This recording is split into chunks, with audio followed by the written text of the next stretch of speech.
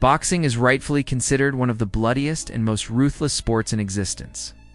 It is a place where survival depends on strength, reflexes, and pure grit. Yet even in an arena this savage, there are unique warriors who manage to transform bloodshed into pure spectacle. They fight not only with their fists, but also with a theatrical flair that captivates the audience. Some call it arrogance. Others call it genius, but no one can deny the brilliance of these ring showmen who dance, taunt, and dazzle while still inflicting punishment on their opponents. These fighters turned boxing from a brutal contest into a stage where charisma mattered just as much as power. One of the freshest names to emerge in this flamboyant tradition was Ben Whitaker. Rising quickly in the ranks, Whitaker was considered by 2024 to be a highly promising prospect. Still young in his career, he already carried himself with the swagger of a seasoned champion. His defensive skills were sharp, his movements smooth, and his punches came with a rhythm that looked choreographed. It was less like watching a fight and more like watching a performance. When Whitaker stepped into the ring against the experienced Gradia, the clash was supposed to test whether the prospect was truly ready to face adversity. Gradia was no stranger to the fight game. There was a quiet confidence around him that perhaps he could hand Whitaker his first real defeat.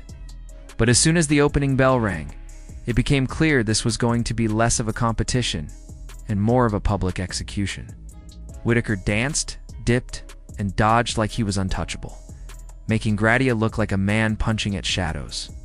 Every time Gradia swung, Whitaker countered with a sharp combination.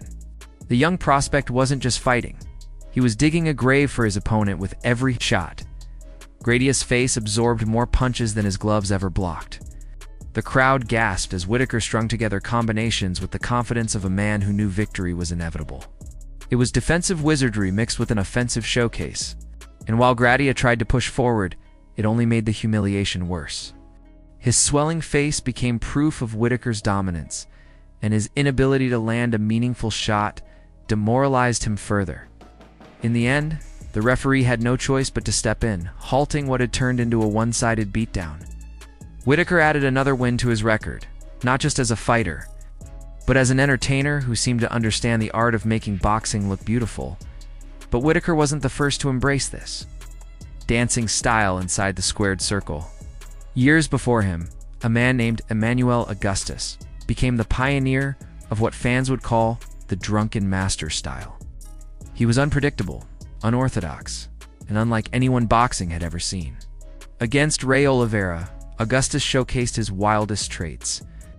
From the opening bell, he didn't just fight, he performed. He dodged punches with theatrical flair, twirling and pivoting as if he were dancing at a street festival rather than fighting for survival in the ring. His movements confused Oliveira, throwing off his rhythm and forcing him to swing at air.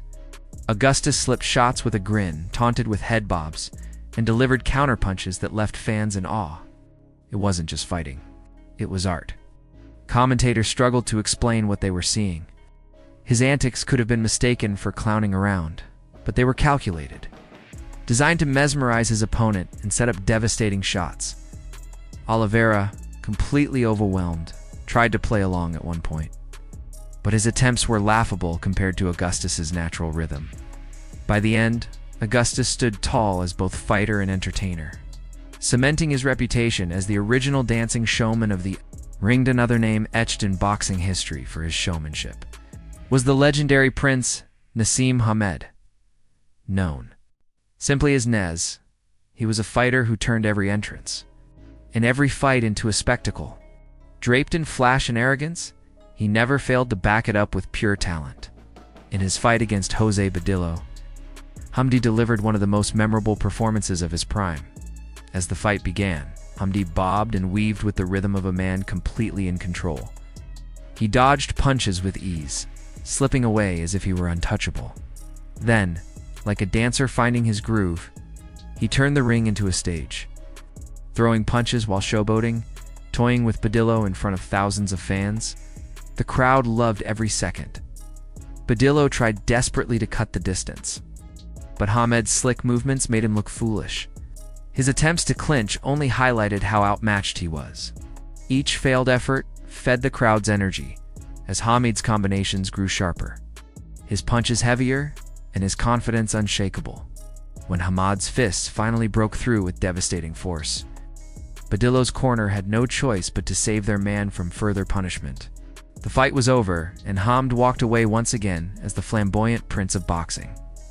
If Augustus was the pioneer and Hamd the prince, Roy Jones Jr. was the emperor of showboating brilliance. At his peak, Jones was untouchable. His reflexes bordered on supernatural, his speed left opponents frozen, and his creativity turned fights into highlights that still leave fans speechless. In 2000, Jones faced Richard Hall, a towering figure with knockout power and a menacing nickname, the Destroyer. Hall's size made him look like a giant compared to Jones. But Jones didn't just fight him, he played with him. From the very beginning, Jones made Hall miss wildly, dodging with slick head movement before landing lightning counters. He dropped Hall early, sending him to the canvas with a devastating right hand. Hall, to his credit, got up and tried to fight back, unleashing his power in bursts. But the more he tried, the more Jones embarrassed him. Jones leaned on the ropes, invited Hall in, then slipped away with a grin. He taunted the giant, mocking his every attempt. The crowd roared with laughter and admiration as Jones dismantled Hall piece by piece by the later rounds. Hall's face was battered, his confidence broken, and his body exhausted. The referee finally stepped in to end the punishment, saving Hall from further humiliation. For Jones, it was just another day at the office, and a demonstration that boxing wasn't just combat. It was theater, and he was the star performer, of course.